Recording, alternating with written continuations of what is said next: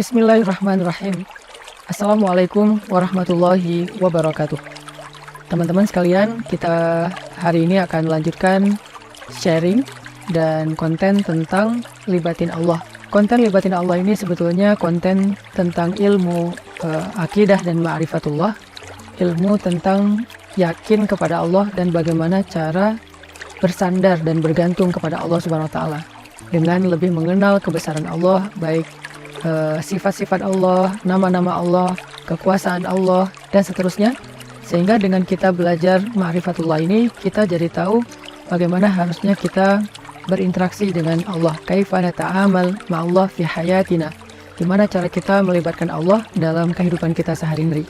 Kenapa penting sekali melibatkan Allah dalam kehidupan kita sehari-hari? Karena sesungguhnya manusia itu tidak bisa hidup hanya dengan mengandalkan dirinya. Orang kalau misalnya cuma mengandalkan dirinya, maka hidupnya akan banyak zalal. Zalal itu banyak trouble, banyak mentoknya. Karena kita ini dhaif, kita ini halua, kita ini ajula, kita ini banyak keterbatasannya. Bahkan cenderungnya manusia itu rugi. Sebagaimana yang kita sering ulang-ulang ayatnya, innal insan lafi khusr. Manusia itu pada dasarnya banyak merugikan diri sendiri. Kecuali kalau dia beriman kepada Allah, artinya dia bergantung kepada Allah, illal ladzina amanu, dan seterusnya. Makanya belajar melibatkan Allah itu sesuatu yang sangat darurat ya, sesuatu yang sangat penting dalam kehidupan kita. Kalau kita pengen ada keajaiban dalam hidup kita, atau pengen dikasih jalan keluar ketika kita mentok, atau kita pengen meraih hal-hal yang kita anggap mustahil. Kenapa? Karena kata mustahil itu hanya berlaku untuk kita, tidak berlaku untuk Allah, karena Allah ala kulli syai'in qadir. Banyak hal yang bagi kita itu jauh, tapi bagi Allah dekat. Bagi kita itu besar, tapi bagi Allah itu kecil. Bagi kita itu mahal, bagi Allah itu murah. Bagi kita itu tinggi, nggak terjangkau, bagi Allah itu rendah dan sangat mudah gitu. Bagi kita sulit, bagi Allah itu mudah. Jadi kalau kita hidup hanya dengan mengandalkan diri kita, banyak hal yang akan kita hadapi dengan hanya berkeluh kesah. Tapi kalau kita hidup dengan melibatkan Allah, justru kita akan menjadi orang yang optimis. Lalu ketika kita dapat masalah, kita sabar. Kalau kita dapat nikmat, kita syukur. Dan itulah hakikat dari kebaikan hidup seseorang. Antara sabar, syukur, karena kedua-duanya adalah khair. Kedua-duanya adalah kebaikan bagi dia. Pada episode kali ini, saya akan mencoba untuk berbagi dengan teman-teman sebuah hikmah. Hikmah itu kalau dalam bahasa Arab, kata para ulama, artinya al-isabah fil qawli wal amal. Baik atau tepat dalam ucapan dan tepat dalam perbuatan. Jadi orang yang hakim, orang yang ahli hikmah itu ucapannya itu tepat. Jadi pas gitu, ucapannya itu mengena, ucapannya itu sesuai dengan kadarnya, tidak berlebihan, tidak juga kurang. Itulah orang yang hikmah atau hakim. Nah, di antara orang-orang yang hikmah itu nanti kita juga mengenal namanya Luqmanul Hakim. Di dalam Al-Quran ada suratnya, yaitu surat Luqman. Nah, ada banyak sekali hikmah yang disampaikan para ulama tentang bagaimana cara kita melibatkan Allah, dan hikmah ini pasti diambil dari Al-Quran dan hadis yang kemudian dibahasakan ulang dengan bahasa para ulama. Salah satu kitab yang saya suka banget, yang isinya adalah kumpulan hikmah-hikmah, kumpulan kata-kata yang bijak dan penuh dengan kebaikan, itu adalah kitab Al-Hikam yang ditulis oleh seorang ulama besar dari Mesir yang bernama Ibnu Athaillah As-Sakandari. Nah, beliau menulis kitab hikam yang sangat terkenal. Salah satu di antara hikmah yang luar biasa tentang bagaimana cara kita melibatkan Allah itu, beliau mengatakan, min alamatil i'timad 'alal amal nuqsanur raja' 'inda wujudiz zalal. Salah satu di antara tanda-tanda orang terlalu bergantung kepada ikhtiar, bergantung kepada amalnya, bergantung kepada perbuatannya, bergantung kepada usaha dirinya adalah nuqsanur raja', berkurangnya harapan kepada Allah inda wujudiz zalal, ketika ada masalah dalam hidupnya. Maksudnya apa? Seringkali kita gini, kita tuh jadi kayak berani berharap yang baik-baik kepada Allah kalau apa yang kita harapkan itu masih logis. Jadi kita kayak tahu gitu gimana cara mengikhtiarkan hal itu.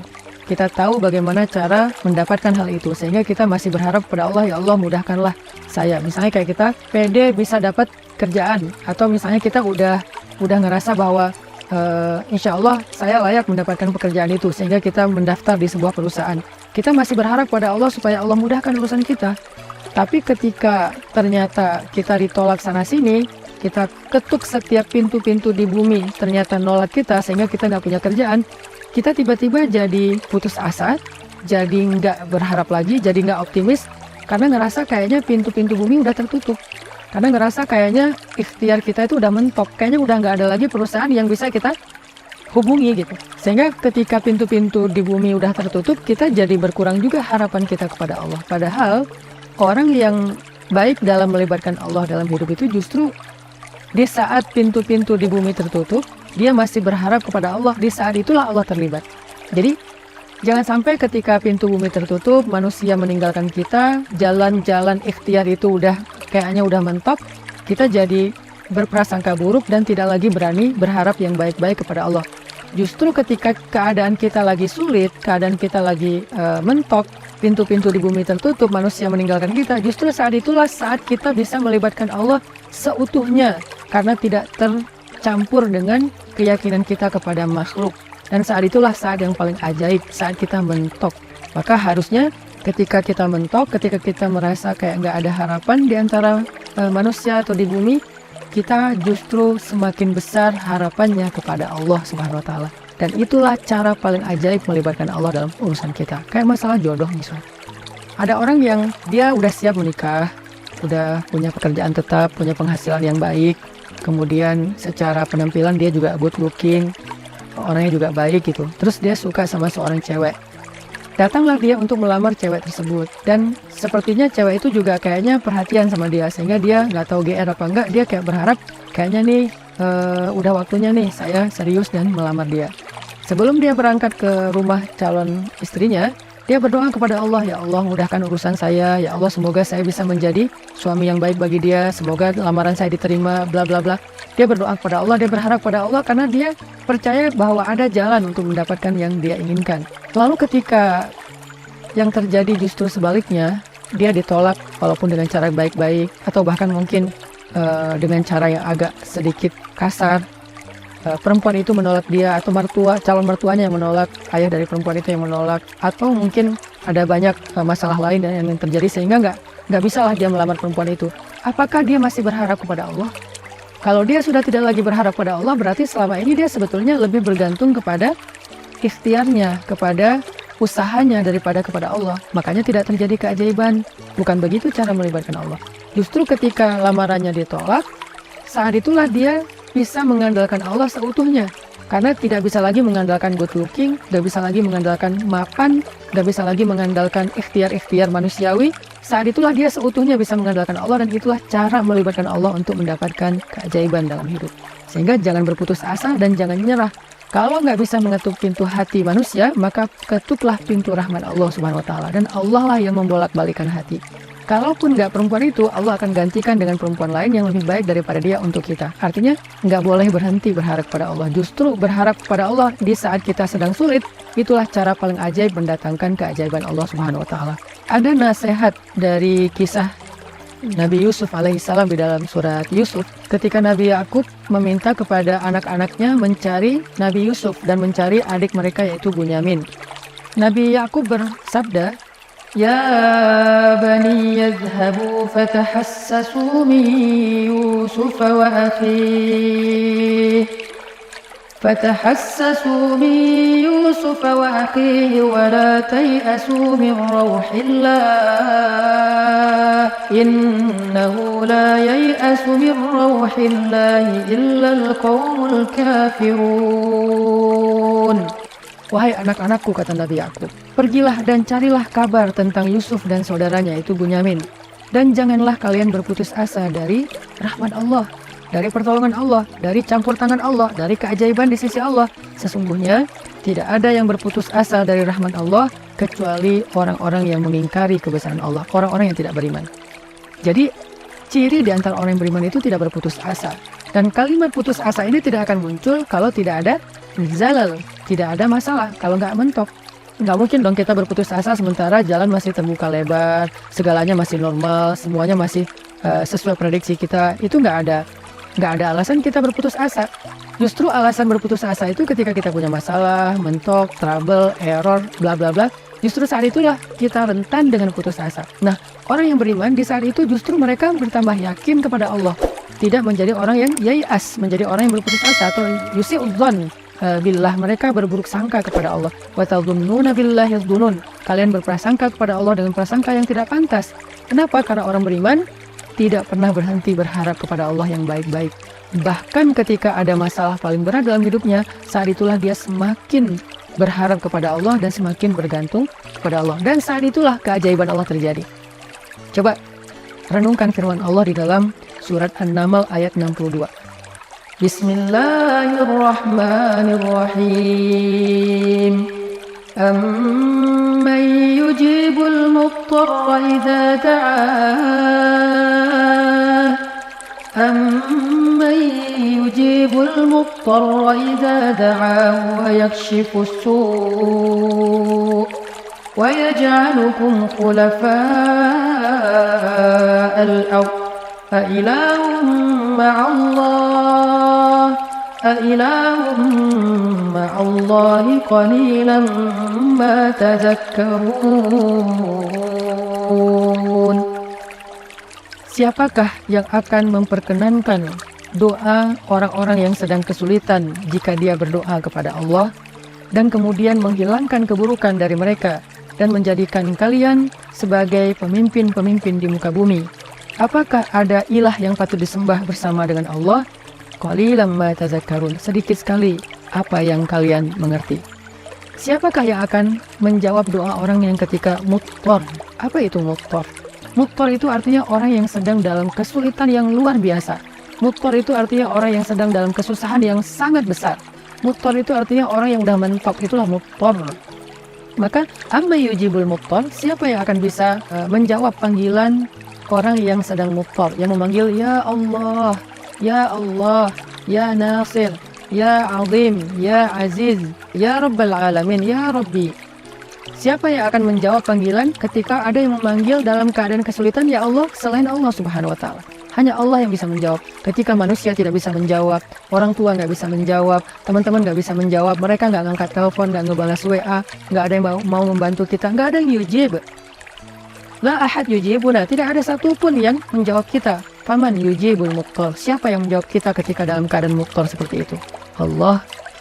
Maka di dalam ayat ini Allah ngasih kita nasihat, wahai hambaku, la tahzan kalau manusia tidak menjawabmu. La tahzan kalau manusia tidak memenuhi panggilanmu. La tahzan kalau manusia meninggalkanmu, mengabaikanmu. La tahzan kalau mereka berpaling dari kamu. Kenapa? Aku tidak akan pernah meninggalkanmu. Aku tidak akan pernah menyia-nyiakanmu. Wadduha wal-laili idza saja ma wadda'aka rabbuka wa ma qala. Ma wadda'aka rabbuka wa ma qala. Tuhanmu tidak pernah meninggalkanmu dan tidak benci kepadamu, wahai hambaku, walaupun kamu pendosa sekalipun. Ada 3 kondisi di mana seseorang itu doanya tidak ada hijab dengan Allah. Salah satu di antara 3 kondisi itu adalah ketika orang ini terzolimi. Orang yang terzolimi, walaupun dia pendosa, walaupun dia ahli maksiat, walaupun dia orang yang selama ini jauh dari Allah, tapi ketika dia dalam keadaan terzolimi, dalam keadaan susah, dalam keadaan dianiaya, dia berdoa, doanya nggak ada hijab dengan Allah loh. Walaupun dia selama ini nggak pernah sholat, walaupun selama ini dia nggak puasa, walaupun selama ini dia nggak berhijab, walaupun selama ini dia nggak pernah buka Al-Quran, walaupun selama ini dia nggak pernah mengingat Allah, tapi dalam kondisi ketika dia muttar, terzolimi, susah, maka tidak ada hijab antara dia dengan Allah ketika dia berdoa. Kenapa? Itulah istimewanya keadaan ketika orang terzalimi atau muttar. Allah nggak ngelihat dia puasa atau enggak. Allah nggak ngelihat dia sholat apa enggak. Yang Allah lihat dia memanggil Allah atau enggak. Makanya hati-hati kata Nabi dengan doa orang yang terzalimi. Walaupun orang yang terzalimi ini ahli maksiat, kalau dia terzalimi lalu dia berdoa kepada Allah, doanya nggak ada hijab. Sehingga Allah berfirman, Amma yujibul muttar. Siapa yang menjawab orang-orang yang sedang susah ketika dia memanggil Allah? Idza da'ah wa yakshifus su', lalu Allah menghilangkan kesusahan darinya. Bahkan Allah menjadikannya sebagai pemimpin, artinya Allah berikan kepada dia kemuliaan, kekuasaan, dan segala kebaikan-kebaikan dalam hidup. Siapa? Allah. Masih ingat nggak dengan kisah seorang laki-laki soleh yang melakukan perjalanan, lalu di tengah jalan dia dirampok, karena di zaman dulu itu kan banyak perampok atau begal di tengah jalan. Ketika dia dirampok, dia bilang kepada perampok itu, wahai rajul, wahai laki-laki, ambillah apa yang kalian inginkan, biarkan aku kembali kepada keluargaku, kepada anak dan istriku, mereka menungguku.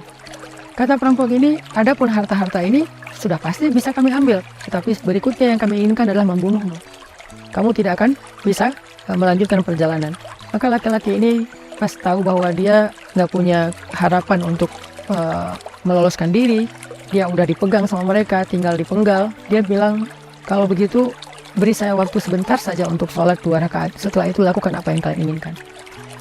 Karena bagi para pembunuh 2 rakaat sholat itu nggak lama dan bukan sesuatu juga yang berat, kata mereka, ya udah sholat aja 2 rakaat. Tapi aksir, sholatnya pendek-pendek aja, nggak usah panjang-panjang. Akhirnya dia pun sholat 2 rakaat. Ketika dia sholat 2 rakaat, dia bingung, habis baca Al-Fatihah dia baca ayat apa lagi. Yang terlintas di dalam pikirannya cuma ayat ini. Kebenaran dia hafiz Al-Quran, walaupun dia hafal 30 juz, dia nggak tahu mau baca surat apa setelah Al-Fatihah. Kecuali surat inilah yang terlintas di dalam benaknya, sehingga dia baca setelah Al-Fatihah dengan suara lirih berbisik, Amman yujibul muttab idza da'ah wa yakshifus su', dan seterusnya. Kemudian setelah dia membaca ayat ini, dia ruku, dia sujud. Ketika dia rakaat kedua juga dia membaca ayat yang sama, karena dia nggak ingat ayat yang lain. Ketika dia sujud terakhir, dia mendengar suara ada orang mengendarai kuda datang ke arah mereka. Tiba-tiba suara teriakan orang yang sedang dipukul. Lalu setelah itu kuda itu menjauh pergi, dan ketika dia bangkit dari sujudnya, dia tahiyat, dia salam. Selesai dia salam ke kiri, dia ngelihat para perampok-perampok itu dalam keadaan telah terkapar dan dalam keadaan tidak bernyawa. Kemudian setelah itu dia bertanya kepada laki-laki yang mengendarai kuda, ya fulan, man ant? Siapa kamu? Siapa kamu? Orang itu menjawab, aku adalah utusan dari Zat yang mendengar dan menjawab panggilan orang yang memanggilnya. Aku adalah utusan Zat yang menjawab orang yang memanggilnya. Yang menjawab siapa yang dalam keadaan susah yang memanggil dia, yaitu utusan Allah Subhanahu wa Ta'ala. Akhirnya orang ini pun selamat dan membawa hartanya kembali ke kampungnya. Ini salah satu contoh kisah yang sangat terkenal di antara kisah-kisah para ulama. Bagaimana ketika kita mentok, ketika kita nggak punya jalan ikhtiar, ternyata justru saat itulah saat terbaik kita berharap kepada Allah, saat terbaik kita berbaik sangka kepada Allah, saat terbaik kita melibatkan Allah dengan husnudzon dan roja, dan saat itulah saat terbaik untuk mendapatkan keajaiban dalam hidup kita. Yang terakhir, kisah 3 orang yang terkurung di dalam gua. Mereka sedang melakukan perjalanan, terjadi badai, akhirnya mereka berlindung di dalam gua. Ini terkenal juga kisahnya dengan riwayat hadis yang sahih. Ketika mereka terkurung di dalam gua, tiba-tiba batu gua itu menutup gua, karena terjadi kayak longsor, batunya menutup mulut gua. Dalam keadaan seperti itu mereka takut kehabisan udara dan mereka nggak bisa makan dan seterusnya. Mereka terjebak. Tiba-tiba masing-masing berdoa dengan tawasul kepada amal-amalnya di masa lalu. Ada yang bertawasul dengan birrul walidain, ada yang bertawasul dengan sifat amanah dan adil, ada yang bertawasul dengan sifat takwa, meninggalkan dosa. Sehingga singkat cerita, setelah mereka meminta kepada Allah dan bertawasul dengan amal-amal mereka, mulut gua itu terbuka, batunya bergeser, dan mereka pun selamat. Kenapa ini bisa terjadi keajaiban kayak gini? Mereka udah mendorong batu itu tapi tidak sanggup. Artinya ikhtiarnya udah mentok. Apakah mereka berputus asa? Enggak. Saat itulah mereka melibatkan Allah secara utuh dan melihat keajaiban Allah Subhanahu wa Ta'ala. Maka kembali kepada hikmah dari Imam Ibnu Athaillah As-Sakandari, min alamatil i'timad 'alal amal nuqsanur raja' inda wujudiz zalal. Di antara ciri-ciri orang yang masih bergantung kepada perbuatannya, ikhtiar dan usahanya adalah berkurangnya harapannya kepada Allah ketika terjadi masalah dalam hidupnya. Maka jangan pernah berkurang harapan kita kepada Allah. Justru ketika kita punya masalah dalam hidup dan kita ngerasa tidak ada jalan di antara jalan-jalan di bumi, kita menjadi lebih berharap kepada Allah dan yakin dengan jalan-jalan yang lebih baik yang ada di langit, insya Allah. Barakallahu fiik. Wassalamualaikum warahmatullahi wabarakatuh.